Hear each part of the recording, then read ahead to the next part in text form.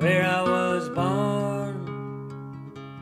Times moved on. I got less reason to ever go home. But if I ever... What I remember most about the Hurricane Katrina situation is, first of all, just the sheer devastation that happened in the Gulf region. And it was about 2 weeks after the event that we got an email alert from the Humane Society of the United States, and they were looking for organizations that could help down the line take care of some of these animals. So we signed up as a partnering organization that would take care of these animals. There were several animal rescue teams that had gone into the hardest hit areas after Hurricane Katrina. And a lot of those crews didn't really get in there until probably a year afterwards, and came sweeping through and looking for the animals that had to be left behind, and loaded on vehicles and traveled in caravans across the country and stopping at almost every shelter along the way to see if any of the shelters could take some of the animals so that they could find new, permanent, loving homes. We were always the last stop on the caravan because we were so far north, and so we were literally the last shelter that the caravan stopped at. So we got the animals that every other shelter turned down.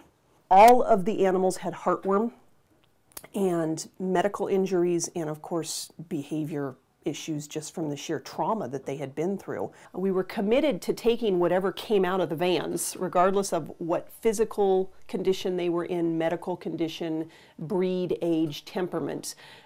We took them. We took them anyway because we knew we could find them homes, and we have found them homes. My grandpa's dog is a Hurricane Katrina survivor. He had a badly damaged eye, so eventually that was removed. But I knew that he's got scars all over. So I knew he went on the street for a while. The money that was used to care for the animals that we took care of all came from private donations. I don't know anything about the caravan or when they found him or how many places he'd been. I just know that he was really deathly sick. They weren't sure he was actually going to make it. The story we got was that he was found in a pack of about 100 dogs. What we learned was Cole was deaf, and also perhaps had some sight impediments as well. His vision wasn't very good, so he was really a special needs dog. If he's not looking at you, you can't communicate with him.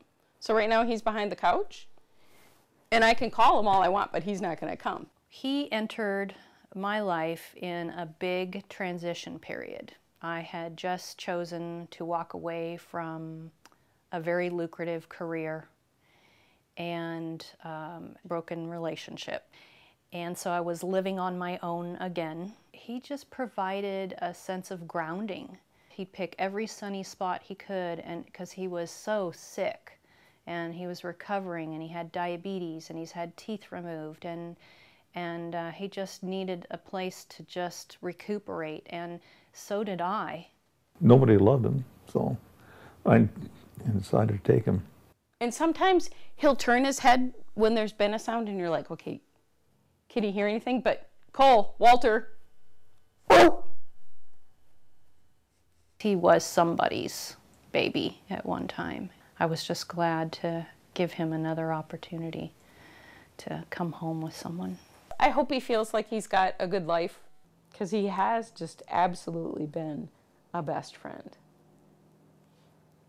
and can make you smile when you're in the worst mood or, you know, in the depths of sadness. And he can really make you laugh. I think he's a silly little dog who's just happy to be around, happy to be with my grandkids, and I don't know what else I can say. He's just happy.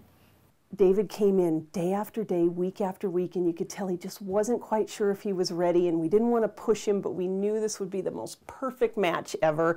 And finally he decided he was going to take this dog home. And I get emotional thinking about it, because here was this older dog and this sweet retired man, and they just walked out the door together.